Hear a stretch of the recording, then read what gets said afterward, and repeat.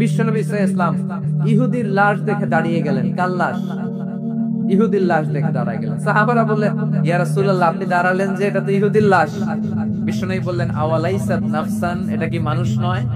এটা হোক ইহুদি হোক খ্রিস্টান, এটা তো মানুষ। আমি মানুষ দেখে দাঁড়িয়েছি।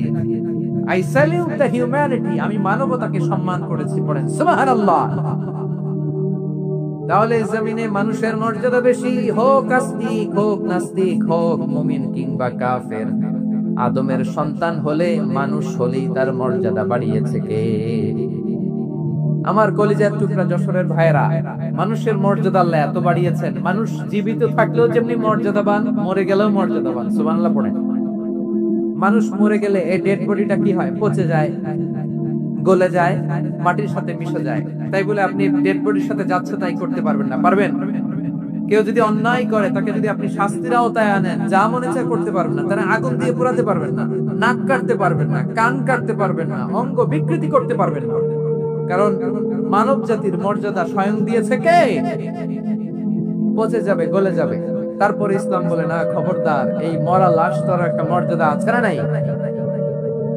ইসলাম বলে লাশটা গলে যাবে, পচে যাবে, কিন্তু এটার অমর্যাদা করো না। কর্পূর দিয়ে, খেজুর পাতা দিয়ে এটাকে ওয়ার্ম ওয়াটার দিয়ে, গরম পানি দিয়ে ধৌত করো। সাদা শুভ্র ধবধবে কাপড় দিয়ে লাশটাকে তুমি কাভার করো। তারপরে খাটিয়ার মধ্যে লাশটাকে রেখে বিশাল একটা প্রোগ্রাম করো, একটা ফিউনারাল প্রোগ্রাম করো। ওই প্রোগ্রামের ডানে বায়ে পেছনে লাশটারে রাখলে হবে না, প্রোগ্রামের একেবারে সামনটাতে তুমি লাশটাকে রাখো। সুবহানাল্লাহ। একটা ফিউনারাল প্রোগ্রাম করতে হবে, তাকে শেষ বিদায় জানাতে হবে, যেটাকে আমরা জানাজা বলি। কি বলি? জানাজা মানে মাইয়িতের জন্য দোয়া, তার জন্য দোয়া করা হয়। তাকে একটা সিস্টেমেটিক অর্ডারে কবরে রাখা হয়, সুন্দরভাবে সেটাকে কবরস্থ করা হয়, মাটি দেয়া হয়, পানি দেয়া হয়। তার মানে মরে গেল, মানুষের সম্মান বাড়ায় দিয়েছে কে? এজন্য আল্লাহ বললেন, ওয়ালাকাদ কাররামনা বানি আদম, বনি আদমের সম্মান মর্যাদা আমি আল্লাহ বাড়িয়ে দিয়েছি। মানুষের সম্মানে তুমি কখনো আঘাত করো না, ঠিক কি না? তাহলে ভাই, প্রথম মেসেজ হচ্ছে, the first and foremost message tonight to the people of Jasor, আল্লাহ বলেন, I have dignified the status of son of Adam, আমি বনি আদম সবার মর্যাদা বাড়িয়ে দিয়েছি। হোক আস্তিক নাস্তিক, হোক কাফের কিংবা মুশরিক, তার মর্যাদা বাড়াই দিছে কে? যখন বন্যা হয়, আমরা ত্রাণ নিয়ে যাই, আমরা শুধু মুসলমানদেরকে ত্রাণ দেই নাকি? হ্যাঁ, আমরা মুসলমানকেও দেই, অমুসলমানকেও দেই, হিন্দুকেও দেই, বৌদ্ধকেও দেই। যেখানেই মানবতা বিপন্ন, সেখানে ইসলামের হেল্পিং হ্যান্ড আছে না নাই? সুবহানাল্লাহ। কি দিন আমরা পেয়েছি, কি বিধান আমরা পেয়েছি। ওয়ালাকাদ কাররামনা বানি আদম, আমি বনি আদমকে সম্মানিত করেছি। এরপর আল্লাহ বললেন, ওয়া হামালনাহুম ফিল বাররি ওয়াল বাহর, মানুষকে স্থলে এবং সমুদ্রে চলাচলের বাহন আমি দিয়েছি। স্থলে কিভাবে চলবে, জলে কিভাবে চলবে, এই বাহনের ব্যবস্থা করেছে কে? সেন্ট্রাল থেকে, সেন্ট্রালি যে ইনস্ট্রাকশন আসবে, সেই ইনস্ট্রাকশনের এক চুল আমরা ডানে বায়ে যাব না। এইটা গণজাগরণের জন্য এইটা দরকার, ইসলামী বিপ্লবের জন্য এইটা দরকার। আমি চলাচলের যানবাহনের ব্যবস্থা করেছি। আমরা স্থলে ঘোড়ার উপরে চড়ি, উটের উপরে চড়ি, গাড়ির উপরে চড়ি। এই যে গাড়ির ইঞ্জিন বানাইছি আমরা, এটার মেধা দিয়েছে কে? আবার সাগরের মধ্যে আমরা নৌযান, জলযান, বড় বড় জাহাজ দিয়ে এক মহাদেশ থেকে আরেক মহাদেশ যাই, এক দেশ থেকে মালামাল গুলো আরেক দেশে পাঠাই। সাগরের ভেতরে নৌকা গুলোরে ধরে রাখলো কে? ওয়াল ফুলকিল্লাতী তাজরি ফিল বাহরি বিমা ইয়ানফাউন নাস, মানুষের উপকার আছে এরকম সরঞ্জামাদি নিয়ে সাগরের উপরে বিশাল বিশাল জলযানগুলো চলে। এগুলো ডুবে যায় না, কাজ হয়ে যায় না, পড়ে যায় না। এগুলোকে স্থিতিস্থাপকতাকে ঠিক করে রাখলো কে? আপনারা জাহাজ দেখেছেন? জাহাজ, হ্যাঁ, বাড়ি চট্টগ্রাম হইলে দেখতে পারতেন। দেখছেন? বিশাল বিশাল জাহাজ, বিশাল জাহাজ মালামাল নিয়ে এক মহাদেশ থেকে আরেক মহাদেশে যায়। গত মাসে আমার জাপান সফর ছিল। এই যে বাংলাদেশে যে গাড়িগুলো চালান, বেশিরভাগ গাড়ি আসে কিন্তু জাপান থেকে। হাজার হাজার গাড়ি একটা জাহাজ বহন করতে পারে, হাজার হাজার গাড়ি। এটাতে সাগরের মধ্যে ভাসাইলো কে? সবাই বলে ভাসালোকে হাজার হাজার গাড়ি নিয়ে জাপানিজ গাড়িগুলো আমাদের চট্টগ্রামের এয়ারপোর্টের বন্দরে ফিরে। যুক্তরাষ্ট্রে আমি দেখেছি বিশাল বিশাল জাহাজ। আপনারা টাইটানিক জাহাজের নাম শুনেছেন? টাইটানিকেরও 8-10 গুণ বড়। সুবহানাল্লাহ কইবেন না? টাইটানিক জাহাজের 8-10 গুণ বড় একটা জাহাজ আছে, আইকন অফ দ্য সি, আমি দেখে এসেছি। রয়্যাল ক্যারিবিয়ান দেখে এসেছি। সাগরের সামনে জেটিতে যখন দাঁড়ালাম, জাহাজটা যখন যায়, আমার মনে হচ্ছে একটা শহর, গোটা শহর, the entire city is floating on the water, পুরো একটা শহর মনে হয় পানির উপর দিয়ে ভেসে যাচ্ছে। বলেন সুবহানাল্লাহ। এই যে আইকন অফ দ্য সি, এই ক্রুজ, এই জাহাজটা, এটার ভিতরে স্টেডিয়াম আছে। কিসের ভিতরে স্টেডিয়াম? কথা বুঝে নাই বোধহয়। স্টেডিয়াম কিসের ভিতর? সুইমিং পুল আছে, শপিং মল আছে, রেস্টুরেন্ট আছে, ক্লাব আছে, 3000 4000 রুম বিশিষ্ট, কক্ষ বিশিষ্ট হোটেল আছে। এই সবগুলোর নিয়ে এগুলো চলে সাগরের এই দোলার মধ্যে, জলোচ্ছ্বাসের মধ্যে, এই সাগরের ভেতরে এই জাহাজগুলোর ভাষায় রাখছে কে? সূরা আর রহমান আল্লাহ তাআলা বললেন ওয়ালাহুল জাওয়ারিল মুনশাআতু ফিল বাহরি কাল আ'লাম ফাবিআইয়ি আলা, সবাই পড়েন ফাবিআইয়ি আলাই রাব্বিকুমা তুকাযিবান। পাহাড় সম বড় বড় জাহাজগুলো মাল বোঝাই করে সাগরের মধ্যে ভেসে বেড়ায়। এগুলো দিয়ে মালামাল বহন করা যায়, মানুষ এক দেশ থেকে আরেক দেশে যায়। এই জাহাজগুলোর সাগরের ভেতরে ভাসায় রাখলো কে? এই আয়াতের ভেতরে আল্লাহ তাআলা সূরা বনী ইসরাঈলের এই চমৎকার আয়াতের ভেতরে আল্লাহ তাআলা বেসিক্যালি মানব জাতির প্রতি তার 4টি স্পেশাল অনুগ্রহের কথা বলেছেন। কয়টি? 2টা বলে ফেলছি। 1 নাম্বার ওয়ালাকাদ কাররামনা বনি আদম, আমি বনি আদমের সম্মান বাড়াইছি। নাকি মুসলমানদের? নাকি মুসল্লিদের? কার সম্মান বাড়িয়েছি? বনি আদমের। তাহলে human dignity, the first part of the verse talks about the human dignity. 2 number অংশ আল্লাহ তাআলা বললেন ওয়া হামালনাহুম ফিল বাররি ওয়াল বাহর, স্থলে এবং সমুদ্রে আমি তাদের জন্য চলাচলের বাহন দিয়েছি। সুবহানাল্লাহ। তার মানে smooth movement on land and sea, জলে এবং স্থলে যাতে আমরা স্মুথলি মুভ করতে পারি আল্লাহ তাআলা দিয়েছেন। 3 নম্বরে আল্লাহ তাআলা বললেন ওয়ারাযাকনাহুম মিনাত তাইয়্যিবাত, মানুষের জন্য আমি পবিত্র রিজিকের ব্যবস্থা করেছি। জলে এবং স্থলে যত প্রাণী আছে সবগুলা প্রাণীকে রিজিক দেয় কে? আমাদেরকে রিজিক দেয় কে? সাগরের মাছগুলোকে, বড় বড় তিমি মাছগুলোরে রিজিক দেয় কে? বাতাসের মধ্যে ভেসে বেড়ানো বড় বড় পাখিগুলো, স্ক্যান্ডিনেভিয়ান কান্ট্রি থেকে লক্ষ লক্ষ কোটি কোটি পাখিগুলো যে এক দেশ থেকে আরেক দেশে ট্রান্সফার হয়, এগুলোর রিজিক দেয় কে? রব্বুল আলামিন বলেন ওয়ামা মিন দাব্বাতিন ফিল আরদি ইল্লা আলাল্লাহি রিজকুহা ওয়া ইয়ালামু মুস্তাকাররাহা ওয়া মুস্তাওদাআহা কুল্লুন ফি কিতাবিন মুবিন। আল্লাহু আকবার। রব্বুল আলামিন বলেন ভূপৃষ্ঠে বিচরণশীল যত প্রাণী আছে সব প্রাণীগুলোকে আমি আল্লাহ আমার নিজের কুদরতে রিজিকের বন্দোবস্ত করি। এই প্রাণীগুলো কোথায় থাকে, কোথায় যায়, সব জায়গায় আমি রিজিক পৌঁছে দেই। রিজিক কেউ দিতে পারে না, রিজিকের মালিক কে? রিজিকের মালিক তিনি আল্লাহ। এজন্য আল্লাহ তাআলা বললেন ওয়ারাযাকনাহুম মিনাত তাইয়্যিবাত। এরপর আল্লাহ বললেন ওয়াফাদ্দালনাহুম আলা কাসীরিম মিম্মান খালাকনা তাফদীলা। আমি যত প্রাণী সৃষ্টি করেছি সকল প্রাণীর মধ্যে মানুষের মর্যাদা শ্রেষ্ঠত্ব আমি দিয়েছি। সুবহানাল্লাহ পড়েন। তাহলে 1 নম্বরে আল্লাহ বললেন আমি বনি আদমের মর্যাদা বাড়ালাম। এরপরে বললেন স্থলে এবং সমুদ্রে চলাচলের জন্য যানবাহন দিলাম। 3 নম্বরে আল্লাহ বললেন পবিত্র রিজিকের ব্যবস্থা করে দিলাম। এরপরে আল্লাহ বললেন যত প্রাণী আছে, সৃষ্টি আছে, সবগুলার উপরে আমি মানুষকে শ্রেষ্ঠত্ব দিলাম। সুবহানাল্লাহ। তাহলে সবচেয়ে বেশি শ্রেষ্ঠত্ব মানুষের। কার?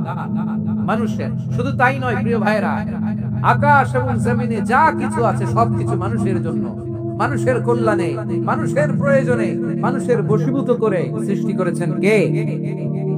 রব্বুল আলামিন বলেন, হুয়াল্লাযী খালাকা লাকুম মা ফিল আরদি জামিআ। এই জমিনের মধ্যে যা কিছু আমি আল্লাহ সৃষ্টি করেছি সব কিছু আমি মানুষের জন্য সৃষ্টি করেছি। পড়েন সুবহানাল্লাহ। হুয়াল্লাযী খালাকা লাকুম মা ফিল আরদি জামিআ, যা আছে সব আমাদের জন্য, সব আমাদেরকে সার্ভিস দেওয়ার জন্য, আমাদের উপকারের জন্য, আমাদের কল্যাণের জন্য। আওয়াজ করে সবাই পড়ুন আল্লাহু আকবার। অন্য আয়াতে আল্লাহ বললেন, ওয়াসাখখারা লাকুম মা ফিস সামাওয়াতি ওয়া মা ফিল আরদি জামিআন মিন ইন্না ফি যালিকা লাআয়াতিন লিকাউমিন ইয়াতাফাক্কারুন।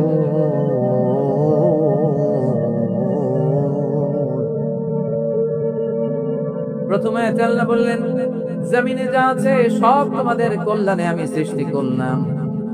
এরপরে আল্লাহ বললেন, আকাশেও যা আছে সব তোমাদের জন্য সৃষ্টি করলাম, তোমাদের অনুগত বানিয়ে দিলাম। পড়েন সুবহানাল্লাহ। মানুষের কি ব্রেইন দেখেন, মানুষ জমিন ছেড়ে আকাশে চলে যায়। পাখি দেখে মানুষের শখ হলো পাখি যেহেতু উঠতে পারে আমরাও পারবো। অরবিল রাইট, উইলবার রাইট, দুই ভাই মিলে আঁকাঝোঁকা করতে করতে করতে করতে প্লেন বানায় ফেললো। সুবহানাল্লাহ। এখন পাখিও ওড়ে, আমরাও ওড়ি। এরপরেই মানুষের কৌতূহল থামে না এখানে। মানুষ চলে গিয়েছে চাঁদে। কোথায় গেছে?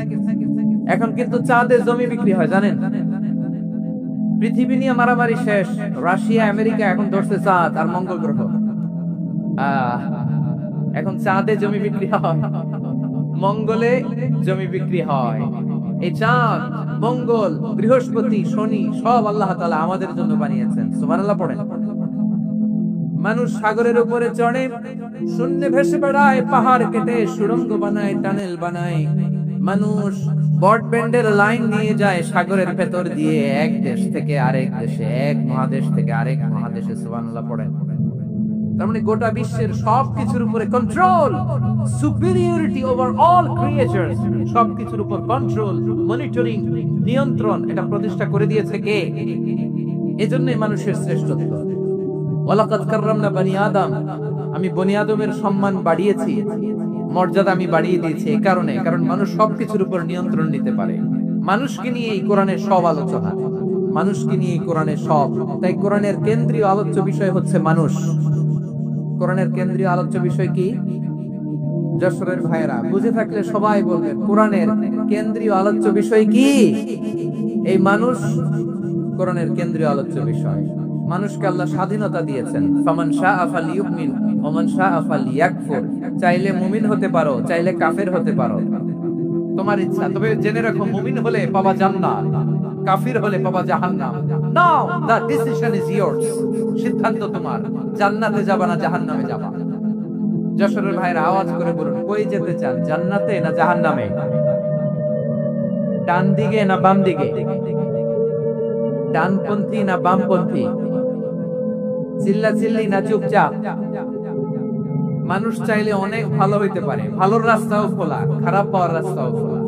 ভালো হইলে মানুষ অনেক ভালো, খারাপ হইলে অনেক খারাপ। ভালো হইলে সবচেয়ে ভালো, খারাপ হইলে সবচেয়ে খারাপ। এজন্য সিদ্ধান্ত আপনাকে নিতে হবে। আল্লাহ তাআলা বলছেন, লাকাদ খালাকনাল ইনসানা ফি আহসানি তাকওয়িম সুম্মা রাদাদনাহু আসফালা সাফিলিন। আমি মানুষকে অনেক সুন্দর অবয়বে, সুন্দর আকৃতিতে সৃষ্টি করেছি। তার শুধু চেহারার ডিজাইনটাই সুন্দর নয়, তার ব্রেনটা বড্ড সুন্দর, তার মানসিকতা বড্ড সুন্দর, তার সৃজনশীলতা বড্ড সুন্দর। পড়েন সুবহানাল্লাহ। আমাদের চেহারা, অবয়ব, ডিজাইন যে সুন্দর তা না, আমাদের ব্রেনটা অনেক সফিস্টিকেটেড ব্রেন, অনেক সফিস্টিকেটেড। এই 1.5 কেজি ব্রেন ইউজ করে মানুষ গোটা বিশ্বে সভ্যতা বিনির্মাণ করেছে, ঠিক কি না? এই ব্রেন আল্লাহ তাআলা আমাকে দিয়েছে। এটারে কাজে লাগালে, আপনার সিক্স সেন্স কাজে লাগালে আপনি অনন্য মানুষ হয়ে উঠবেন, মহামানবে রূপান্তরিত হবেন। মানুষ হতে পারে, চাইলেই মহামানব হতে পারে। আবার যদি মানুষ চায় খারাপও হতে পারে।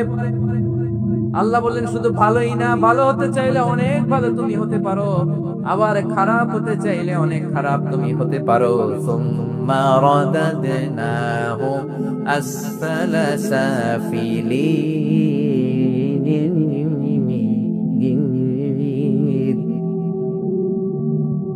খারাপ হলে একেবারে খারাপ হতে পারো, নিকৃষ্ট হলে একেবারে নিকৃষ্ট হতে পারো, ভালো হলেও ভালো হতে পারো। কোন সুবহানাল্লাহ।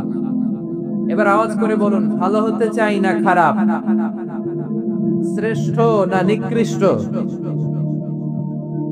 মানুষ ভালো হলে মানুষ ফেরেশতার চেয়েও ভালো, মানুষ খারাপ হলে সে পশুর চেয়েও খারাপ। কথা ঠিক কিনা বলেন? ভালো হলে ফেরেশতার চেয়েও ভালো, খারাপ হলে পশুর চেয়েও নিকৃষ্ট। তার মানে শ্রেষ্ঠত্বে মানুষ, শ্রেষ্ঠত্বে ফেরেশতাকে হার মানায়, আর অধপতনে শ্রেষ্ঠত্বে ফেরেশতাকে ছাড়িয়ে যায়, আর অধপতনে পশুকেও হার মানায়। আই রিপিট, আমি আবারও বলছি, মানুষ শ্রেষ্ঠত্বে ফেরেশতাকে ছাড়িয়ে যায়, আর অধপতনে সে পশুকেও হার মানায়। আওয়াজ করে বলতে হবে ঠিক কি না? এটার প্রমাণ কি? মানুষ শ্রেষ্ঠ হইলে যে ফেরেশতার চেয়েও সেরা, তার প্রমাণ কি? আল্লাহ তাআলা বলছেন, ওয়া ইয কুল্লা লিল মালাইকাতি ইসজুদু লি আদামা ফাসাজাদু ইল্লা ইবলিস আবা ওয়াস্তাকবারা ওয়া কানা মিনাল কাফিরিন। আল্লাহ বলেন, স্মরণ করো সে সময়ের কথা যখন আমি ফেরেশতাদেরকে বললাম, ও ফেরেশতারা আদমকে সিজদা দাও। সব ফেরেশতারা সম্মান সূচক সিজদা আদমকে দিল, তারা আদমের জন্য সিজদায় লুটিয়ে পড়লো, একজন ছাড়া, তার নাম ইবলিস। আওয়াজ করে বলেন, তার নাম কি? সে অহংকার প্রদর্শন করলো, সে কাফের হয়ে গেল, বাকি সব ফেরেশতারা সিজদা দিল। সুবহানাল্লাহ। আবার আদম আলাইহিস সালামকে আল্লাহ জিজ্ঞেস করলেন, সব বলে দিল উত্তর, কিন্তু ফেরেশতাদেরকে একই প্রশ্ন জিজ্ঞেস করলেন, তারা উত্তর করতে পারে নাই।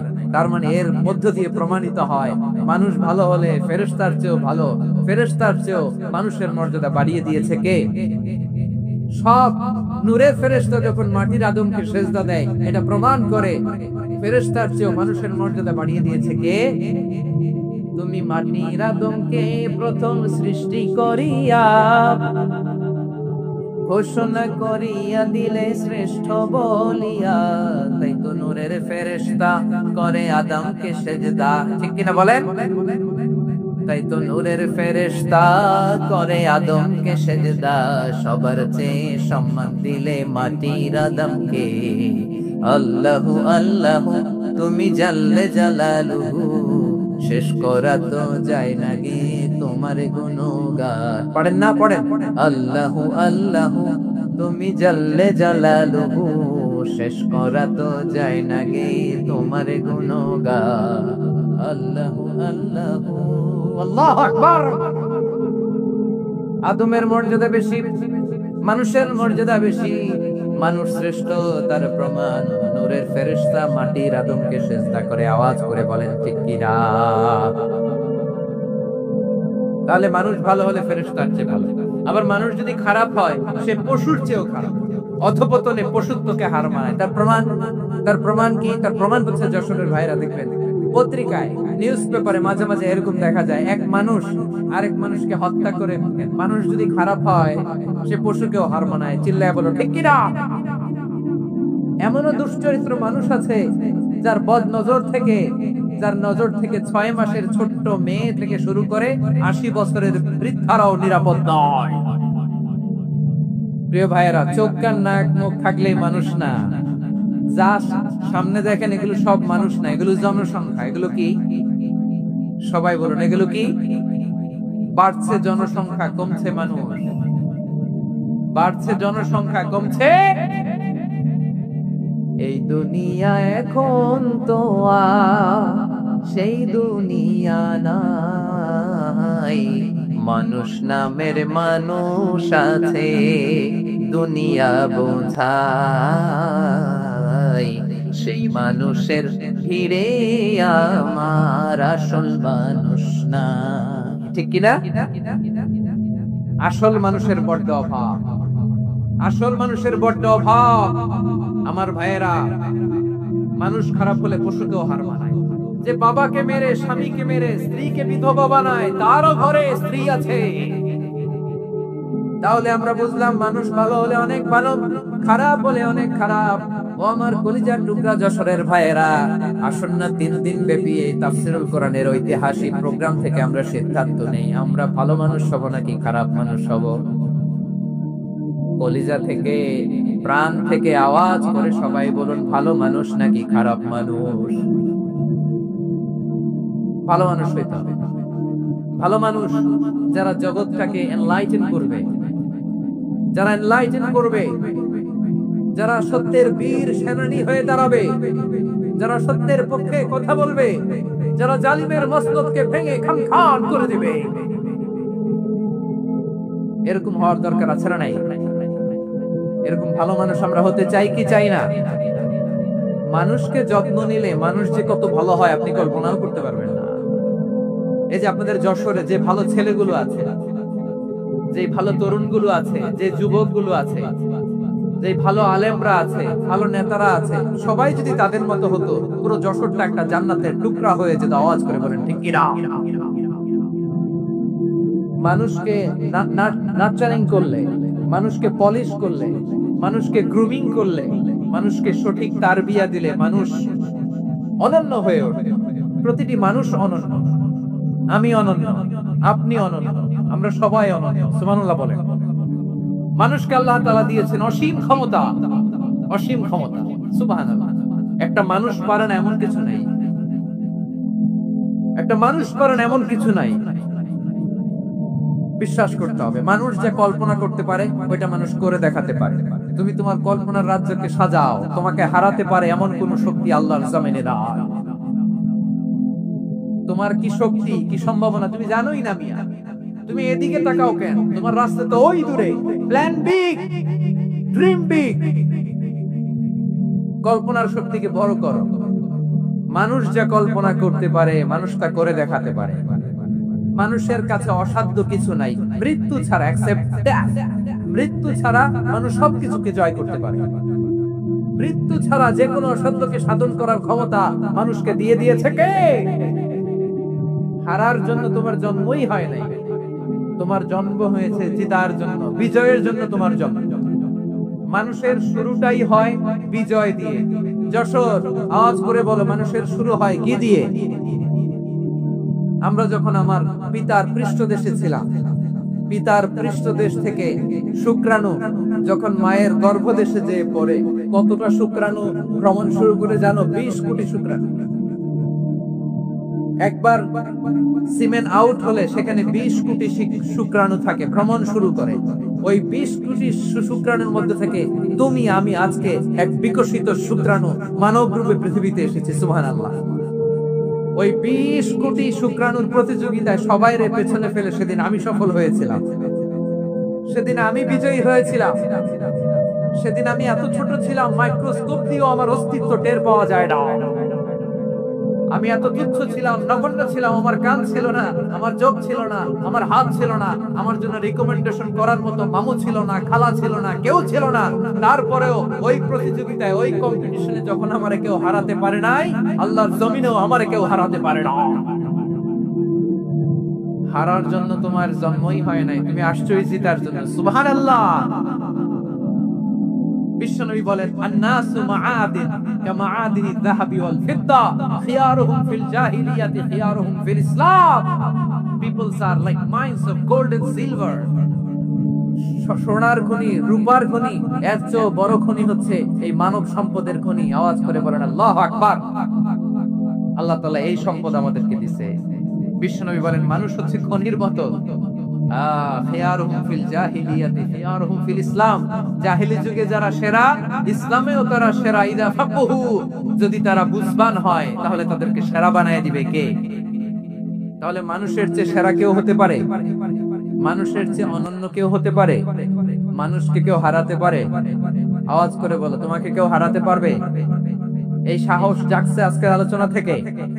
আমি তুমি অনন্য, আমাকে তোমাকে হারায় দেওয়া এত সহজ না, ঠিক কিনা?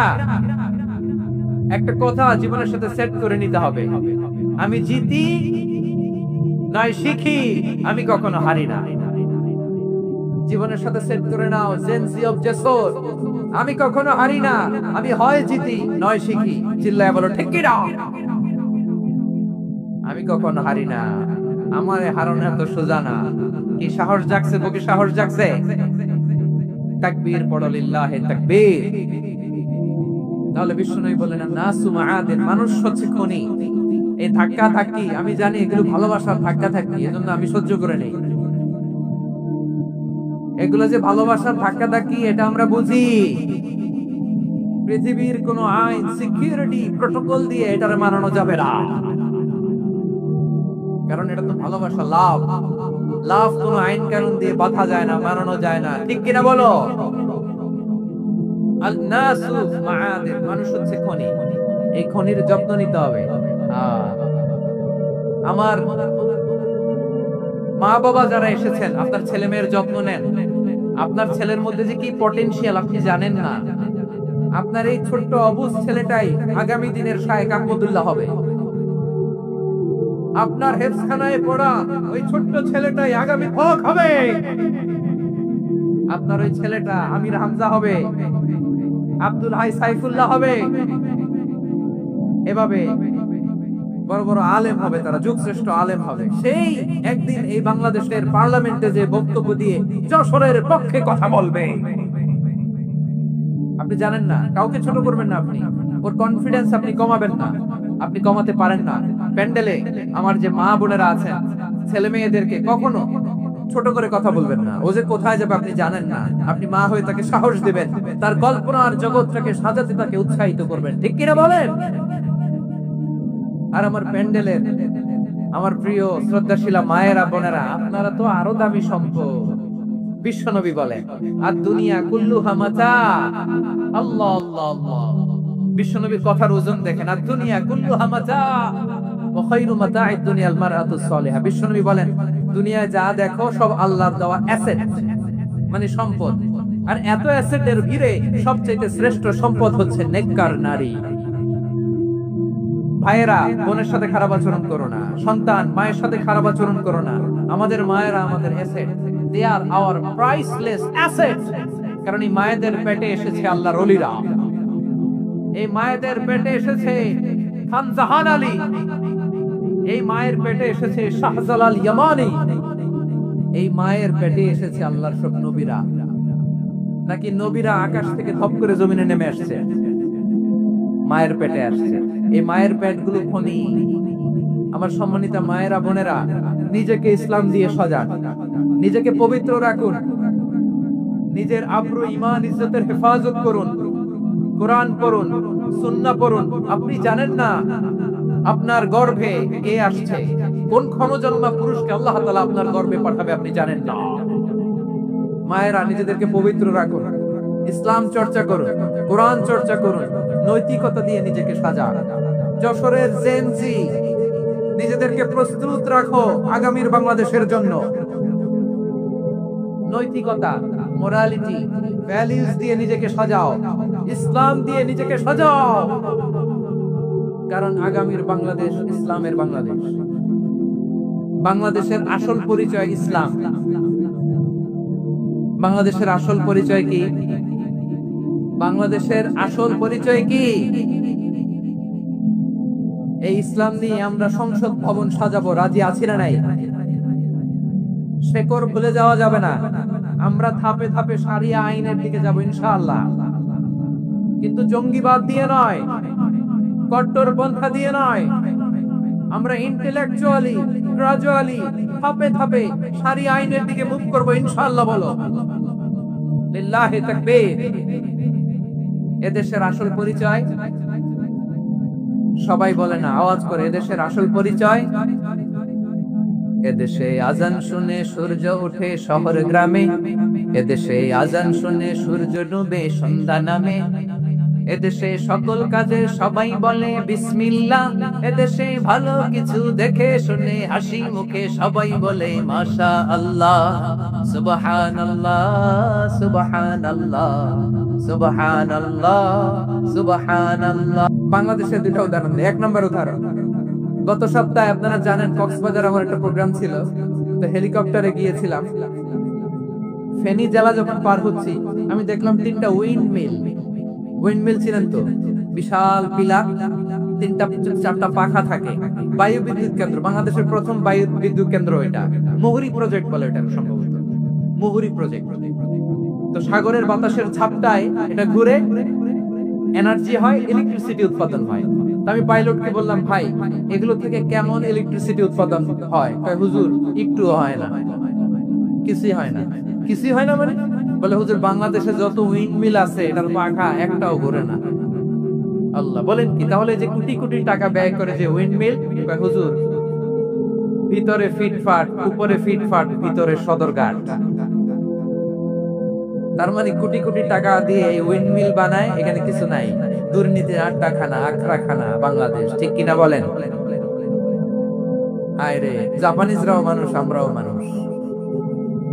আমার এক নিকটাত্মীয় সরকারি চাকরিজীবী, উনি আমাকে বললেন, বাংলাদেশের আরেকটা উদাহরণ দেন। উনি আমাকে বললেন যে প্রতি বছর আমাদের অফিসের ফার্নিচার চেঞ্জ করে। বলে প্রতি বছর ফার্নিচার চেঞ্জ করে কেন? বলে যে ফার্নিচার নতুন পারচেজ করলেই তো এখানে টাকা, নতুন কিনতে পারলেই টাকা, নতুন উন্নয়নের সবক শোনাতে পারলেই টাকা। প্রথম আলোর রিপোর্ট, কি আলো? প্রথম আলোর রিপোর্ট, গত 15 বছরে উন্নয়নের নামে লুটপাট হয়েছে প্রায় 3.25 লাখ কোটি টাকা। কার রিপোর্ট? আমাদের বানানো কথা। প্রথম আলোর রিপোর্ট। গত 15 বছরে কারা ছিল জানেন তো? হ্যাঁ, শুধু ওনাদেরকেই দোষ দিয়ে লাভ নাই। স্বাধীনতার পর থেকে শুধু শাসকের হাত বদল হয়েছে, আমরা কিছু পাই নাই, ঠিক কিনা বলেন? শুধু ওনাদের দোষ দিয়ে কি লাভ? একদল খাইছে, আরেক দল খাওয়ার জন্য রেডি হয়ে আছে। আমরা এরকম চাই না। আমরা চাই স্বাধীন সার্বভৌম বাংলাদেশ। আমরা চাই দুর্নীতিমুক্ত বাংলাদেশ। আমি নিউজটাতে কতবার বললাম, এটা কি সম্ভব? 3.25 লাখ কোটি টাকা লুটপাট, মানে লুটপাট করতে করতে এদেশের জনগণকে ফুটপাতে বসাই দিচ্ছে। প্রিয় ভাইরা, জাপানের মানুষও মানুষ, আমরাও মানুষ। সিদ্ধান্ত আপনার, কোন মানুষ হবেন, ভালো মানুষ না খারাপ মানুষ? আজকের আলোচনার বিষয় হচ্ছে মানব সম্পদের উন্নয়ন, human resource development. It's a process to increase the capacity of knowledge, skill, capacity of the people of a country. একটা দেশের মানুষের জ্ঞান, তাদের দক্ষতা কি করে বাড়ানো যায়, বাড়িয়ে দেশের উন্নয়ন করানো যায়, এটাই হচ্ছে মানব সম্পদ উন্নয়নের মূল কথা। তাহলে মানব সম্পদ হচ্ছে একটা দেশের সবচাইতে শক্তিশালী পুঁজি। প্রাকৃতিক সম্পদ, খনিজ সম্পদের চেয়েও দামি হচ্ছে মানব সম্পদ। আমার প্রিয় যশোর, প্রাকৃতিক সম্পদ, খনিজ সম্পদের চেয়ে দামি সম্পদ কি সম্পদ? আল্লাহ তাআলা দয়া করে আমাদেরকে এই মানব সম্পদ দিয়েছেন। আসুন আমাদের এই মানুষগুলোকে আমরা সোনার মানুষ বানাই। রাজি আছেন তো সবাই? রাজি আছেন? মানুষ পারেন এমন কোনো কিছু নাই, চাইলে সব পারে। এজন্য মানুষকে তারবিয়া দিতে হবে, যথাযথভাবে তাদেরকে করতে হবে। আসুন আমরা সিরাতের আয়নায় বিশ্বনবীর জীবনী থেকে দেখি তিনি কিভাবে হিউম্যান রিসোর্স কে ম্যানেজ করতেন, বিশ্বনবী কিভাবে এই মানব সম্পদকে ম্যানেজ করতেন। বিশ্বনবী he was a very good talent hunter, চৌকস ট্যালেন্ট হান্টার ছিল। কার মধ্যে কি ট্যালেন্ট আছে দেখলেই বুঝে ফেলতেন। সুবহানাল্লাহ পড়বেন না? কি নবী আমরা পেয়েছি! He was a very good talent hunter. আমার নবী তিনি চৌকস ট্যালেন্ট হান্টার ছিলেন। কার মধ্যে কি প্রতিভা বের করতেন, ওই প্রতিভাকে ইসলামের কল্যাণে কাজে লাগাতেন। সুবহানাল্লাহ বলেন। যাকে যেই জায়গায় সেট করলে ভালো হবে তাকে ওই জায়গায় সেট করতেন। কয়েকজন সাহাবীর জীবনী শোনাই। আবু মাহজুরা রাদিয়াল্লাহু তাআলা মক্কার মুয়াজ্জিন, আগে ছিল মুশরিক, পরে হইছেন মুমিন। উনি কিভাবে মুমিন হইলেন এই ঘটনাটা একটু আপনাদের শোনাতে চাই। হুনাইনের যুদ্ধ 8ম হিজরি, বিষ্ণু ইসলাম হুনাইনের যুদ্ধ শেষে ফিরতেছেন। পথিমধ্যে বেলাল রাদিয়াল্লাহু তাআলা 8ম হিজরি। কত হিজরি? সবাই বলেন না একটু, কত হিজরি? 8ম হিজরিতে হুনাইনের যুদ্ধে রাসূল সাল্লাল্লাহু আলাইহি ওয়াসাল্লাম ফিরে আসতেছেন মদিনায়। প্রতিমধ্যে বেলাল রাদিয়াল্লাহু তাআলা আনহু আযান দিচ্ছেন। কি দিচ্ছেন? তো পাশে ছিল মুশরিকদের একটা পল্লী, কিছু মুশরিক তরুণ, কিছু অমুসলিম কিশোর, তারা আযানকে ব্যঙ্গ করতেছে। আমাদের বাংলায় মুখ ভেঙ্গানো বলে আর কি। বেলাল রাদিয়াল্লাহু তাআলা আনহু আযান দিচ্ছেন, ওই বাচ্চাগুলো মুশরিক, তো ওরা আযানকে ব্যঙ্গ করতেছে, বিকৃতি করে ওরাও আযান দিচ্ছে। উদ্দেশ্য হচ্ছে আযানকে নিয়ে ঠাট্টা করা। উদ্দেশ্য, ব্যাপারটা মনে কষ্ট পাওয়ার মতো ব্যাপার না। কিন্তু বিশ্বনবী ওইখানে দেখেন কি খুঁজলেন। বিশ্বনবী খেয়াল করলেন অমুসলিম কিশোরদের মধ্যে থেকে একটা কিশোরের গলাটা বড় দরাজ গলা, কণ্ঠটা বড় সুন্দর।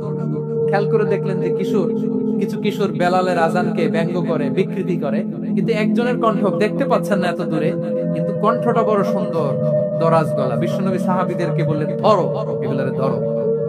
সবগুলারে ধরে বিশ্বনবীর সামনে আনা হয়। ওরা হাঁটু গেড়ে বসে।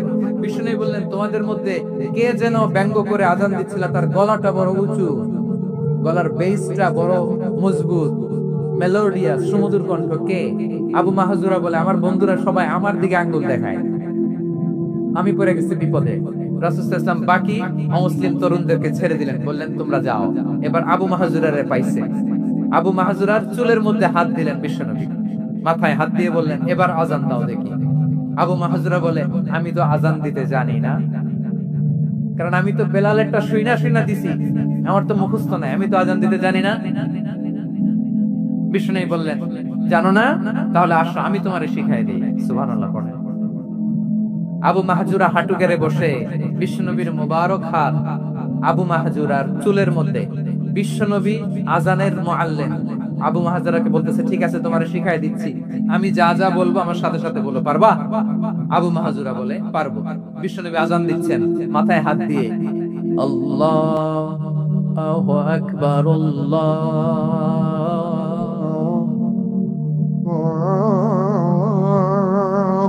আকবার। আবু মাহজুরা এই বাক্যটা পড়লেন। বিশ্বনবী দ্বিতীয় বাক্য পড়তে আরম্ভ করলেন,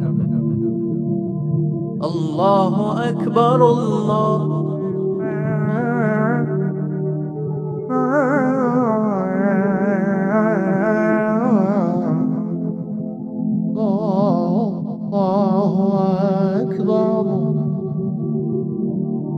আবু মাহজুরা এই বাক্যটা বললেন। বিশ্বনবী আবু মাহজুরার মাথার মধ্যে হাত দিয়ে তৃতীয় বাক্য বললেন, আশহাদু আল্লা ইলাহা ইল্লাল্লাহ।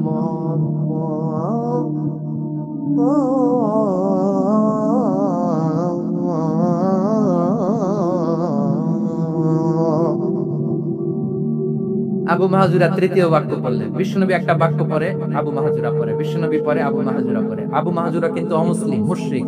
আবু মাহজুরা বলে, এক একটা বাক্য পড়ি আমার কলিজাটা গলে ঠান্ডা হয়ে যাবে। এতদিন মুহাম্মদকে গালি দিতাম, এখন মুহাম্মদ আমার মাথায় যখন হাত রাখছে আমার সারা শরীর ঠান্ডা হয়ে গেছে। বিশ্বনবী আযান শেখাচ্ছেন, একটা একটা বাক্য পড়ে আবু মাহজুরাও পড়ে, বিশ্বনবী পড়ে, আবু মাহজুরাও পড়ে। পুরো বাক্যগুলো যখন শেষ, আযান শেষ, আবু মাহজুরাও যখন পুরো আযান করলেন, আবু মাহজুরা বললেন, এতদিন মুহাম্মদের চেহারা দেখলে আমার ঘৃণা লাগতো, আজ থেকে মুহাম্মদের চেহারার চেয়ে প্রিয় চেহারা আমার কাছে নাই। আবু মাহজুরা বললেন, ও মুহাম্মদ, আযানের বাক্য তো আপনি আমারে শেখালেন, এখানেই শেষ করবেন না, আপনি আমারে পড়ায় দেন, লা ইলাহা ইল্লাল্লাহ মুহাম্মাদুর রাসূলুল্লাহ সাল্লাল্লাহু আলাইহি ওয়াসাল্লাম। বিশ্বনবীর সাথে দাঁড়িয়ে উনি শাহাদা পড়ে মুসলমান হয়ে গেলেন। এবার আবু মাহজুরা বলে, ইয়া রাসূলুল্লাহ, ইয়া হাবিবাল্লাহ, আমি মুমিন হয়েছি, মুসলমান হয়েছি, আপনার কাছ থেকে আযান শিখার সৌভাগ্য আমি লাভ করেছি। নবী আমার কণ্ঠের বড় তারিফ করেছেন, আপনি আমার আযানকে আপনি পছন্দ করেছেন। একটা জিনিস আপনার কাছে চাই, আপনি আমাকে মক্কার মসজিদুল হারামের মুয়াজ্জিন হিসেবে অ্যাপয়েন্ট করে দেন। বিষ্ণু ইসলাম বললেন, যাও আবু মাহজুরা, আমি তোমাকে পৃথিবীর শ্রেষ্ঠতম মসজিদ মক্কার মসজিদুল হারামের মুয়াজ্জিন হিসেবে অ্যাপয়েন্ট করে দিলাম। দেখছেন কিভাবে ট্যালেন্ট হান্টিং করতে হয়, কিভাবে হিউম্যান রিসোর্স, মানব সম্পদকে ব্যবহার করতে হয়। আসছিল আযানকে ভেঙাইতে। আসছিল কেন? আজানকে ব্যঙ্গ করার জন্য, বিকৃত করার জন্য, আজানকে বিকৃত করতে যে ইসলামের সবচেয়ে শ্রেষ্ঠ মসজিদের মুয়াজ্জিন হয়ে গেল। পড়েন সুবহানাল্লাহ। হযরত আবু মাহজুরা রাদিয়াল্লাহু তাআলা আনহু ওনার এই সুললিত কণ্ঠ ব্যবহার করে মসজিদুল হারামে এত সুন্দর করে আল্লাহু আকবার বলে আযান দিতেন। মানুষগুলোর, মুসল্লিগুলোর, মক্কাবাসীর হৃদয়কে তিনি বিগলিত করে দিতেন। মানুষের হৃদয়কে ঠান্ডা হয়ে যেত। শুধু এখানেই শেষ না আমার যশোরের ভাইয়েরা। বিশ্বনবী যখন সাইয়েদনা আবু মাহজুরা রাদিয়াল্লাহু তাআলা আনহুকে আযান শেখাচ্ছিলেন, বলেন তো বিশ্বনবীর হাতটা কোথায় ছিল? আবু মাহজুরার মাথার সামনে, এই চুলের উপরে ছিল। আবু মাহজুরা ওই স্মৃতিটাকে ধারণ করবার জন্য, ওই স্মৃতিকে বহন করার জন্য বিশ্বনবীর মুবারক হাত আবু মাহজুরার কপালের চুলের যেই জায়গায় লেগেছে, মৃত্যুর আগের দিন পর্যন্ত আবু মাহজুরা মাথার ওই চুলে কোনোদিন ছুরি আর কামার লাগায় নাই, সেখানে কেচি লাগায় নাই, চুলের মধ্যে খুর লাগায় নাই। আবু মাহজুরা ডান দিকের চুল কাটতো, বাম দিকের চুল কাটতো, পেছনের চুল কাটতো, সামনের চুল কাটতো না। আবু মাহজুরা রাদিয়াল্লাহু তাআলা আনহুর সামনের চুলগুলো বড় হতে হতে যখন এত বড় হয়ে যায়, তিনি চুলগুলো পেঁচিয়ে মাথার মধ্যে রাখতেন। তারপরে তিনি পাগড়ি পরতেন। সবাই জিজ্ঞেস করতো, আবু মাহজুরা এটা আবার কেমন স্টাইল? দেখতে তোমার কি বিদঘুটে লাগে? কেমন অড লাগে? কেমন খারাপ দেখা যায়? মক্কায় এমন কোন মানুষ তো দেখি নাই ডানে চুল কাটে, বায়ে চুল কাটে, পেছনে চুল কাটে, সামনে কাটে না। ওরে আবু মাহজুরা, কেমন দেখা যায় তোমারে? তুমি সামনের চুল কাটো না কেন? আবু মাহজুরা বলে, আমি হাঁটু গেড়ে পেয়ারা নবীর সামনে বসেছিলাম, আমার এই মাথার চুলের মধ্যে মুবারক হাত লাগিয়ে বিশ্বনবী নিজে আমাকে আজানের প্রতিটা বাক্য শিক্ষা দিয়েছেন। বিশ্বনবীর মোবারক হাত, পবিত্র হাত আমার মাথার চুলের যেই জায়গায় লেগেছে, আমি চাই ওই চুলগুলা নিয়ে আমি আমার কবরের ভিতরে যাব। সাইয়েদনা আবু মাহজুরা রাদিয়াল্লাহু তাআলা আনহু ইন্তেকালের আগের পর্যন্ত মাথার সামনের চুলগুলা কাটে নাই। সামনের চুলগুলো বড় হতে হতে এত বড় ছিল, পেঁচিয়ে রেখে পাগড়ি পরতেন, কাটতেন না। নবীর হাত লেগেছিল। সুবহানাল্লাহ পড়েন। তাহলে what is the lesson? Moral of the story কি? মোরাল অফ দ্য স্টোরি হচ্ছে, আসছিল আজানকে ব্যঙ্গ করার জন্য, বিকৃত করার জন্য, হয়ে গেল মসজিদুল হারামের মুয়াজ্জিন। দেখেন বিশ্বনবী একটা খারাপ সিচুয়েশনের মধ্যে থেকে কি ভালো জিনিস বের করে আনলেন। আমি যে শুরুতে বলেছি কিভাবে তিনি হিউম্যান রিসোর্সকে ডেভেলপ করেছেন, ম্যানেজ করেছেন। তিনি যে চৌকস ট্যালেন্ট হান্টার ছিল, দেখেন সবার মধ্য থেকে এর বাছাই করে মুয়াজ্জিন বানাইছেন। সুবহানাল্লাহ পড়েন। তার মানে এই না সবাইরে ধরে ধরে উনি মুয়াজ্জিন বানাইছেন। যার যেই ট্যালেন্ট আছে তাকে ওই কাজে অ্যাসাইন করেছেন। যার যেই প্রতিভা আছে তার প্রতিভাকে ইসলামের কাজে লাগিয়েছেন। সুবহানাল্লাহ পড়েন। যায়েদ বিন সাবিত রাদিয়াল্লাহু তাআলা নাম শুনেছেন? যশোর কথা বের হয় না। যদি জায়গায় সালমান খানের নাম শুনছেন, সবাই হাত তুলবে, জি হুজুর শুনছি, মানে সব দেখা শেষ। সালমান খান, আমির খান, অমুক খান, সব খান মুখস্থ, কিন্তু যায়েদ বিন সাবিতের নাম মুখস্থ নাই মুসলমানদের। যে সাহাবী মাথার সামনের চুল কাটে নাই, মসজিদুল হারামের মুয়াজ্জিন বানাইছেন বিশ্বনবী, সাহাবীর নাম কি? খায়া ফেলেছ, স্লোগানের সাথে খায়া ফেলেছ। আবু মাহজুরা, কি নাম? আবু মাহজুরা আল জুমাহি রাদিয়াল্লাহু তাআলা। এই নামটা আজকে নিয়ে যাইতে হবে যশোর। আবু মাহজুরা রাদিয়াল্লাহু তাআলা। দুই নম্বরে বলছিলাম যায়েদ বিন সাবিত রাদিয়াল্লাহু তাআলা। বিশ্বনবী দেখলেন মদিনার এই আনসারী সাহাবী হাইলি ট্যালেন্টেড, ইন্টেলেকচুয়াল, মেরিটোরিয়াস, জ্ঞানের প্রতি তার আকর্ষণ, মারাত্মক আকর্ষণ। বিশ্বনবী তাকে দায়িত্ব দিলেন, কোরআন যা নাজিল হয় তুমি লিখো, কাতিবুল ওহী বানায় দিলেন। সুবহানাল্লাহ। যায়েদ বিন সাবিতরে আবার আযান শিখান নাই, কারণ তার মধ্যে বিশ্বনবী প্রতিভা দেখেছেন, একাডেমিক প্রতিভা। বিশ্বনবীর একাডেমিক প্রজেক্ট গুলো তিনি হ্যান্ডেল করতেন। যায়েদ বিন সাবিত ছিল বিশ্বনবীর ব্যক্তিগত সচিব। কি ছিল? ব্যক্তিগত সচিব। বোঝেন নাই? বিশ্বনবীর ব্যক্তিগত সচিব এবং দোভাষী। ইহুদিরা কিছু লিখে দিলে এটার অর্থ বিশ্বনবীর বুঝায় দিতেন, আবার ইহুদিদের কাছে কিছু লিখতে হলে তিনি লিখে দিলেন। বিশ্বনবী একদিন বললেন, ইন্নী ওয়াল্লাহি মা আমানু ইয়াহুদা আলা কিতাব। ইহুদিরা বুঝি না, আরেক ইহুদি আইনা অর্থ করা লাগে। আবার ইহুদিদের কাছে কিছু লিখে পাঠাইতে চাইলে আমরা তো লিখতে পারি না, ইহুদিরে দিয়ে লেখা লাগে। ওরা যে পয়রা শোনায় লিখে দেয়, আমি ওদের বিশ্বাস করি না। আমার নিজের একজন লোক দরকার। বিশ্বনবী যায়েদ বিন সাবিতকে চুজ করলেন ল্যাঙ্গুয়েজের জন্য। উনি বললেন, যায়েদ, তোমার সফট স্কিলকে ডেভেলপ করতে হবে, তুমি হিব্রু ল্যাঙ্গুয়েজ শিখে ফেলো। যায়েদ বিন সাবিত বলল, বিশ্বনবীর মোটিভেশন আর ইন্সপিরেশন পেয়ে আমি 15 দিনে ইহুদিদের এই হিব্রু ল্যাঙ্গুয়েজ শিখে ফেললাম। শুধু শিখে ফেললাম না, হাত্তা হাদিতু, even I became master in the language. এই ভাষা আমি পারদর্শী হয়ে গেলাম। এরপর ইহুদিরা চিঠি লিখে পাঠালে আর কোন ইহুদি ডাকা লাগতো না, আমি নবীর এটার অর্থ শুনে করে বুঝাই দিতাম।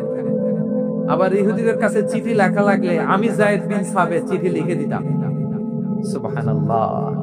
দেখেন, এত সাহাবীর মধ্যে থেকে বিশ্বনবীর একাডেমিক প্রজেক্ট, ব্যক্তিগত সচিব, দোভাষী হিসেবে তিনি যায়েদ বিন সাবিতের মতো তরুণকে নির্বাচিত করেছেন। কেমন ট্যালেন্ট হান্টার ছিল আমার নবী। সুবহানাল্লাহ পড়বেন না? বিশ্বনবীর ইন্তেকালের পরে সাইয়েদনা আবু বকর রাদিয়াল্লাহু তাআলা আনহু যখন খলিফা হয়ে আসলেন, কোরআনকে সংকলনের দায়িত্ব দেয়া লাগবে, কোন সাহাবীকে দিবেন? সব সাহাবারা মিলে পরামর্শ করলেন। সাইয়েদনা আবু বকর, ওমর সবাই মিলে বিশাল কোরআন সংকলনের গুরু দায়িত্ব বিশ্বনবীর ব্যক্তিগত সচিব, বিশ্বনবীর দুভাষী, বিশ্বনবীর সিলেক্ট করাইলো যায়েদ ইবনে সাবিত রাদিয়াল্লাহু তাআলা আনহুকে দিয়েছে। কোরআনের কবি তো আজকে এখানে রাখে নাই। এই যে আজকের যে কোরআন পড়েন, এটা আগে এরকম ছিল না। কোরআন নাজিল হলে সাহাবারা চামড়ার, ওটের চামড়ায় লিখে ফেলত, ওটের চ্যাপ্টা হাড্ডির মধ্যে লিখে ফেলত, গাছের গুড়ির মধ্যে লিখে ফেলত, বিভিন্ন জনের কাছে ছড়ানো ছিটানো ছিল। আবু বকর রাদিয়াল্লাহু তাআলা আনহু একসাথে করলেন, পরবর্তীতে উসমান রাদিয়াল্লাহু তাআলা আনহু একসাথে করলেন। 114 সূরার এখন এই মুসহাফ, এই কম্পাইলেশন, এই কপি আমরা পেয়েছি, যার হিউজ কন্ট্রিবিউশন ছিল। এই পুরো কোরআন কম্পাইলেশনের প্রজেক্ট ম্যানেজার ছিল যায়েদ বিন সাবিত রাদিয়াল্লাহু তাআলা। কোরআন কম্পাইলেশনের প্রজেক্ট ম্যানেজার, দেখেন উনারে মাথায় হাত দিয়ে আযান শিখায় নাই। সুবহানাল্লাহ কইবেন না? তাহলে প্রথম সাহাবী আবু মাহজুরাকে মুয়াজ্জিন বানাইলেন, যায়েদ বিন সাবিতকে ব্যক্তিগত সচিব আর দোভাষী বানালেন, মুসআব ইবনে উমাইর রাদিয়াল্লাহু তাআলা আনহুকে ইসলামের প্রথম অ্যাম্বাসেডর বানালেন। তাহলে তৃতীয় নাম্বার একজন সাহাবীর নাম বলছি, Musab ibn Umair. He was the first ambassador in Islam. ইসলামের প্রথম ডিপ্লোম্যাট, প্রথম কূটনৈতিক, ইসলামের প্রথম কূটনৈতিক, ইসলামের প্রথম ডিপ্লোম্যাট, প্রথম অ্যাম্বাসেডর মুসআব ইবনে উমাইর। মক্কার তরুণ যুবক, উনি পারফিউম লাগাইলে মানুষ দেখলেই বুঝতো এটা মুসআব লাগাইছে। এমন ড্যাশিং ফেসের ছিল, এমন স্মার্ট ড্যাশিং ফেস, এমন পার্সোনালিটির মানুষ ছিল মুসআব রাদিয়াল্লাহু তাআলা। কারণ যিনি ইসলামের স্পোকম্যান হবেন, মুখপাত্র হবেন, তার স্মার্ট পাওয়ার দরকার আছে না নাই? আকাবার প্রথম শপথ যখন হলো, তাদের সাথে বিষ্ণু ঈসা ইসলাম মদিনাতে একজন মুখপাত্র পাঠালেন, ডিপ্লোম্যাটকে পাঠালেন, অ্যাম্বাসেডর অফ ইসলাম। তিনি হচ্ছেন মুসআব ইবনে উমাইর। করেন সুবহানাল্লাহ। বিশ্বনবী দেখলেন সে অনেক স্মার্ট, তার ডেডিকেশন আছে, সিনসিয়ারিটি আছে, এবং মদিনায় যে আউস খাজরাজ গোত্রের নেতাদের সাথে ডিল করতে হবে, ইহুদিদের সাথে ডিল করতে হবে, ওখানে একজন পাক্কা জানু খেলোয়াড়ের দরকার আছে না নাই? মুসআব ইবনে উমাইর রাদিয়াল্লাহু তাআলা আনহু, ওনাকে বিষ্ণু ঈসা ইসলাম চুজ করলেন। এবং বিষ্ণু ঈসা ইসলামের এই চুজিংটা, এই সিলেকশনটা এত সুন্দর ছিল, তিনি মদিনাতে যে বিশ্বনবী আসার আগেই মদিনার জমিনকে তিনি উর্বর করে ফেলছেন। প্রতিটা ঘরে ঘরে কালিমার দাওয়াত তিনি পৌঁছায় দিয়েছেন। জুমার বিধান নাজিল হয়েছে, কিন্তু মক্কায় পরিবেশ নাই জুমা পালনের। বিষ্ণু ঈসা ইসলাম একজনকে দিয়ে খবর পাঠালেন, যাও মদিনায় মুসাবকে যে বলো, মুসাব তো আমার শিক্ষক, আমার স্পোকম্যান, মদিনাতে যেন তারা জুমা কায়েম করে। বিশ্বনবীর আগেই মুসাব মদিনার মুসলিমদেরকে নিয়ে মদিনায় প্রথম জুমা কায়েম করে ফেলছে। কোন সুবহানাল্লাহ। ডিপ্লোম্যাটদের কেমন হইতে হয়, অ্যাম্বাসেডর কেমন হইতে হয়, মুসআব রাদিয়াল্লাহু তাআলা আনহুর কাছ থেকে শিখে নাও। মুসআব নামটা কেমন লাগে? যশোর যাদের সন্তান হবে, ছেলে সন্তান, আমার রাস্তায় পাইলে সবাই জিজ্ঞেস করে, হুজুর একটা নাম দেন, আমার ছেলে হবে। যশোরবাসীর জন্য আমি একটা নাম দিয়ে দিলাম, নাম রাখতে হবে মুসআব। কি নাম? নামটা যাতে ভাল লাগে, ছেলে সন্তান অনাগত আসবে, মনে চাইলে নাম রেখে দিবেন মুসআব রাদিয়াল্লাহু তাআলা আনহুর নামে মুসআব। তাহলে মুসআব রাদিয়াল্লাহু তাআলা আনহুকে বিশ্বনবী ল্যাঙ্গুয়েজ শিখান নাই, সফট স্কিল শিখান নাই। যায়েদ রাদিয়াল্লাহু তিনি হিব্রু ল্যাঙ্গুয়েজ শিখেছেন, সুরিয়ানি শিখেছেন, কিন্তু মুসআবকে তিনি বানিয়েছেন the spokesman of Islam, the first diplomat, the ambassador of Islam। সুবহানাল্লাহ পড়বেন না? আব্দুল্লাহ ইবনে আব্বাস রাদিয়াল্লাহু তাআলা বিশ্বনবীর কাজিন, চাচাতো ভাই। আবার মাইমুনা রাদিয়াল্লাহু তাআলা আনহু, মাইমুনা নবীর স্ত্রী, তিনি ছিলেন আব্দুল্লাহর আপন খালা। তো নবীর বউ যদি ওনার খালা হয়, নবী তার কি বুঝে নাই, নবী তার কি খালু। তাহলে সম্পর্ক অনেক গভীর, কাজিন আবার খালু। ছোট্ট মানুষ, তাই রাতে মাঝে মাঝে ঘরে থাকতো। বিশ্বনবী দেখলেন আব্দুল্লাহ যেহেতু আমার ঘরে ঢুকতে পারে, আব্দুল্লাহরে এই উম্মতের বড় শিক্ষাবিদ বানাইতে হবে। কথা বোঝা নাই? আব্দুল্লাহকে কি বানাইতে হবে? শিক্ষাবিদ, এডুকেটর অফ দিস উম্মাহ, এই উম্মার শিক্ষাবিদ বানাইতে হবে।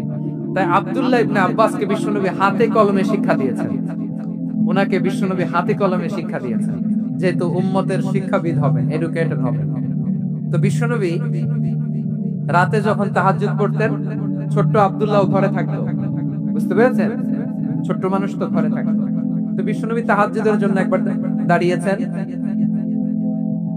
ছোট্ট আব্দুল্লাহ ওযু করে দাঁড়াইছে।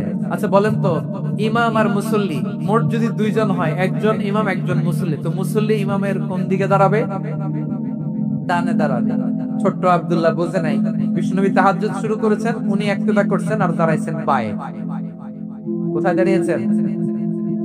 আব্দুল্লাহ বলেন, যখন আমি বায়ে দাঁড়ালাম, আখাযা রাসূলুল্লাহ সাল্লাল্লাহু আলাইহি ওয়াসাল্লাম উযুনি আল ইয়ুমনা ইয়াফতিলুহা। বিশ্বনবী নামাজরত অবস্থায় আমার কান ধরে টেনে আমার ডান দিকে এনে দাঁড় করায় দিলেন। পড়েন সুবহানাল্লাহ। দেখেন, হাতে কলমে শিক্ষা। আর জীবনে ভুলাবে? কথা কয় না, আর ভুলাবে? আর ভুল হবে না। এভাবে বিশ্বনবীর অনেক সঙ্গ পেয়েছেন, সফর করেছেন, একই বাহনে বসেছেন, এক বাহনে বসে লম্বা নসিহত করেছেন, বলেছেন, ইয়া গোলাম ইহফাদিল্লাহ ইয়াহফাজকা, ইহফাদিল্লাহ তাজিদহু তুজাহাক, ইযা সাআলতা ফাসআলিল্লাহ ওয়া ইযা ইসতাআনতা ফাসতাইন বিল্লাহ। আল্লাহর বিধান মানো, আল্লাহর বিধান রক্ষা করো, আল্লাহ তোমায় রক্ষা করবে। আব্দুল্লাহ, চাইতে হলে আল্লাহর কাছে চাও, সাহায্য চাইতে হলে আল্লাহর কাছে সাহায্য চাও। মনে রাখো, গোটা বিশ্বের সবাই যদি তোমার সাহায্য করতে চায়, ততটুকুই করতে পারবে যতটুকু আল্লাহ তোমার নসিবে লিখেছে। গোটা বিশ্ব যদি তোমার বিরুদ্ধে ষড়যন্ত্রে দাঁড়িয়ে যায়, ততটুকু করতে পারবে যতটুকু তোমার জন্য বরাদ্দ আছে। এর বাইরে কিছু করতে পারবে না। আওয়াজ করে বলেন ঠিক কিনা? এভাবে হাতে কলমে শিখিয়েছে, বিশ্বনবী সঙ্গ পেয়েছেন। ওনাকে বিশ্বনবী সাল্লাল্লাহু আলাইহি ওয়াসাল্লাম শিক্ষাবিদ, এডুকেটর অফ দিস উম্মাহ হিসেবে সিলেক্ট করেছেন, হাতে কলমে শিখিয়েছেন। বিশ্বনবী একবার প্রকৃতির ডাকে সাড়া দিয়ে এসেছেন। এখন কি করতে হবে? নামাজের জন্য ওযু করতে হবে। বিশ্বনবী এসেই দেখেন ওযুর বদনায় পানি ভরা, খুশি হয়ে গেলেন। বললেন, কে রেখেছে পানি? একজন বলল, আব্দুল্লাহ রেখেছে। বিশ্বনবী অত্যন্ত খুশি হলেন। খুশি হয়ে একটা দোয়া করলেন, বললেন, আল্লাহুম্মা ফাক্কিহু ফিদ্দীন ওয়া আল্লিমহু তা'ওয়ীল। আল্লাহ, তুমি আব্দুল্লাহকে দ্বীনের বুঝ দিও আর কোরআনের তাফসীর শিক্ষা দিও।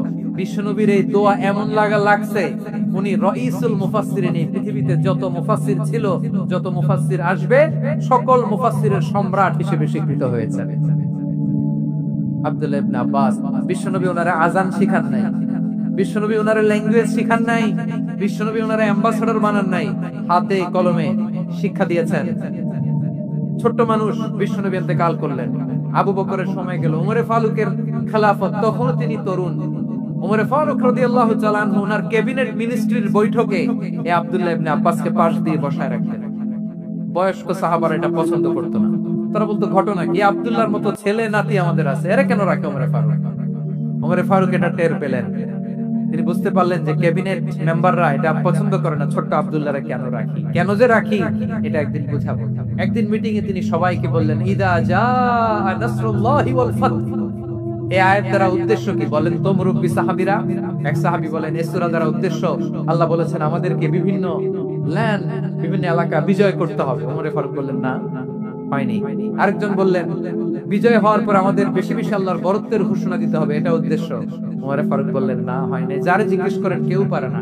সব শেষে বিশ্বনবী ছোট্ট আব্দুল্লাহরে বলেন, আব্দুল্লাহ ইদা জা নাসরুল্লাহি ওয়াল ফাত, এর দ্বারা উদ্দেশ্য কি বলো তো? ছোট্ট আব্দুল্লাহ বলেন হুয়া আজালু রাসূলিল্লাহ, এই আয়াত দ্বারা বিশ্বনবীর বিদায়কে উদ্দেশ্য নেওয়া হয়েছে। ওমর ফারুক বললেন হাযা হুয়া, এটাই তো সঠিক উত্তর, এটাই সঠিক তাফসীরে আয়াতে। কারণ ইদা জা নাসরুল্লাহি ওয়াল ফাত, যখন আল্লাহর সাহায্য আর বিজয় আসবে, ওয়ারাআইতান নাস ইয়াদখুলুনা ফি দীনিল্লাহি আফওয়াজা, আপনি দেখবেন দলে দলে ঢলে ঢলে বানের পানির মতো মানুষ ইসলামের দিকে ঢুকতেছে। ইসলামের বিজয় হয়েছে, তো ইসলামের বিজয়ের মিশন নিয়ে নবী আসছে। বিজয়ী যখন হয়ে গেছে, এখন তো নবীর বিদায় হবে। জোরে বলেন ঠিক কিনা? কোন সাহাবী এই সূক্ষ্ম কথাটা ধরতে পারে নাই, ওই আব্দুল্লাহ ছাড়া। আব্দুল্লাহ যখন উত্তর দিছে, সব সাহাবীদের টনক নড়েছে। এরপর থেকে কোন ক্যাবিনেট মিটিং এ আর কোন সাহাবারা কোন প্রশ্ন করে নাই, আওয়াজ করে পড়েন সুবহানাল্লাহ। বিশ্বনবী আব্দুল্লাহ ইবনে আব্বাসকে এডুকেটর অফ দা উম্মাহ, উম্মার শিক্ষাবিদ হিসেবে গ্রহণ করেছেন। আওয়াজ করে পড়তে হবে আল্লাহু আকবার। সাহাবীদের নামগুলো মনে থাকবে। এক নম্বরে আবু মাহজুরা, মুয়াজ্জিন বানাইছেন। যায়েদ ইবনে সাবিত, দুভাষী, ট্রান্সলেটর অফ প্রফেট, এবং তিনি ছিলেন বিশ্বনবীর ব্যক্তিগত সচিব। মুসআব ibn Umair, the first ambassador and diplomat of Islam. Abdullah ইবনে আব্বাস, এই উম্মার সবচেয়ে বড় এডুকেটর, শিক্ষাবিদ। আরেকজন ছিল আব্দুল্লাহ ইবনে মাসউদ রাদিয়াল্লাহু তাআলা। দুই আব্দুল্লাহ, আব্বাস গেল, আরেকজন ছিল মাসউদ। মক্কার তরুণ, ছাগল পালতো মুশরিকের। বিশ্বনবী আর আবু বকর রাদিয়াল্লাহু তাআলা আনহু একবার গেলেন, যে দেখে এই তরুণ দাঁড়ায় আছে। বিশ্বনবী বলেন আমি খুব ক্ষুধার্ত, তোমার কাছে কি দুধ আছে ছাগলের? আব্দুল্লাহ ইবনে মাসউদ বলে আছে। ওয়ালাকিন আনা মুক্তামান, যে দুধ আছে এটা আমানতের, আমি দিতে পারবো না। বিশ্বনবী এইটা শুনে তারে টার্গেট করে ফেলছে। আনা মুক্তামান, দুধ আছে কিন্তু এটা আমার মালিকের, আমি তো দরদ দেখাই আমার মালিকের দুধ, আপনি পথিক, আপনারে দিতে পারি না। বিশ্বনবী টার্গেট করে ফেলছেন, এরে আমার কাজে লাগাইতে হবে। বিশ্বনবী বলেন আচ্ছা ঠিক আছে, দুধ দিও না, কিন্তু এমন ছাগি আছে কিনা যে ছাগির সাথে কোনো ছাগলের মিলন হয় নাই, তার ওলানে দুধও আসে নাই, বাচ্চাও নাই, এরকম ছাগির থেকে যদি আমি দুধ খাই তাহলে তো সমস্যা নাই। বলতেছে এরকম ছাগির থেকে দুধ খাইলে সমস্যা নাই, কারণ এরকম ছাগির ওলান থেকে দুধ আসবেও না। বলতেছে ঠিক আছে, এরকম একটা ছাগি নিয়ে আসি। নিয়ে আসা হলো। বিশ্বনবী বিসমিল্লাহ বলে ওই ছাগির ওলানে হাত দিলেন। হাত দিতে দেরি, পুরো ওলানটা দুধে ভরে যেতে দেরি হয় না। বিশ্বনবী আর আবু বকর রাদিয়াল্লাহু তাআলা দহন করে পেট ভরে খেলেন। এই দৃশ্য আব্দুল্লাহ ইবনে মাসউদের হৃদয়ে দাগ কাটলো। এই মুজিজা দেখে তিনি বললেন আশহাদু আল্লা ইলাহা ইল্লাল্লাহ ওয়া আশহাদু আন্না মুহাম্মাদুর রাসূলুল্লাহ। তিনি ষষ্ঠ মুসলিম ছিলেন, 6 নম্বর মুসলমান। ওনাকে টার্গেট করে বিশ্বনবী দেখলেন এমন ইন্টেলেকচুয়াল ব্রেইন, উনি সূক্ষ্ম সূক্ষ্ম জিনিস বুঝে বেশি, ফিকহি জ্ঞান ওনার মধ্যে বেশি। বিশ্বনবী ওনাকে কোরআনের জ্ঞান শিক্ষা দিতে লাগলেন। উনি বিশ্বনবী সবার কাছে কোরআন শোনা, কিন্তু বিশ্বনবী নিজে মাসউদের, আব্দুল্লাহ ইবনে মাসউদের কাছ থেকে কোরআন শুনতো। বিশ্বনবী একবার বললেন ইকরা আলাইয়া ইয়া মাসউদ, ইবনে মাসউদ একবার শোনাও তো কোরআন দেখি। আব্দুল্লাহ ইবনে মাসউদ বলে আকরাউ আলাইকা ওয়া আলাইকা উনজিল, নবী আপনার উপর কোরআন নাজিল হয় আর আমি আপনার সামনে কোরআন পড়ব। বিশ্বনবী বললেন ইন্নী উহিব্বু আন আসমাআহু মিন গায়রি, আমি নিজে পড়তে যেমনি ভালোবাসি অন্যে পড়ুক আমি শুনবো, এটাও আমি ভালোবাসি। সূরা নিসা তিনি তেলাওয়াত করে শুনিয়েছেন। এমন সূক্ষ্ম সূক্ষ্ম বিষয় বিশ্বনবী উনাকে ধরিয়ে দিয়েছেন। উনি হয়ে গিয়েছেন আব্দুল্লাহ ইবনে আব্বাস, হয়েছেন রাইসুল মুফাসসিরিন, ওই হয়ে গিয়েছেন ফাকিহুল উম্মাহ। ওনার চাইতে বড় ফকি এই পৃথিবী আর দেখবে না। চিল্লায়ে বলেন সুবহানাল্লাহ। উনি বলতেন ওয়াল্লাহি ওয়াল্লাহি ইল্লাযী লা ইলাহা গায়রু মা উনজিলাত সূরাতুন মা উনজিলাত সূরাতুন ইল্লা ওয়া আনা আ'লামু আইনা উনজিলাত ওয়া ফিমা উনজিলাত। বিশ্বনবী এমন ভাবে কোরআনের দার্স আমাকে দিয়েছেন, কোরআনে যত সূরা নাজিল হয়েছে, যেখানে নাজিল হোক না কেন আমি জানি এটা কোথায় নাজিল হয়েছে এবং কোন প্রেক্ষাপটে নাজিল হয়েছে। এমন একটা সূরা নাই যে সূরার কোথায় নাজিল হয়েছে আমি মাসউদের জানা নাই, কোন প্রেক্ষাপটে নাজিল হয়েছে আমার জানা নাই। এরকম ঘটবে না। চিল্লায়ে বলেন আল্লাহু আকবার। এই আব্দুল্লাহ ইবনে মাসউদ রাদিয়াল্লাহু তাআলা ওমর ফারুকের সময় কুফার চিফ জাস্টিস ছিলেন। কুফা নগরের চিফ জাস্টিস। চিফ জাস্টিস বুঝেন নাই? বিচারপতি। কি ছিলেন? সবাই বলে নাই কি ছিলেন? বিচারপতি ছিলেন। এবং উনার যে ফিকহি জ্ঞানের ধারা, এটাই আলকামা ইব্রাহিম আন-নাখাই, হাম্মাদ ইবনে সুলাইমান হয়ে ইমাম আবু হানিফা পর্যন্ত পৌঁছেছে।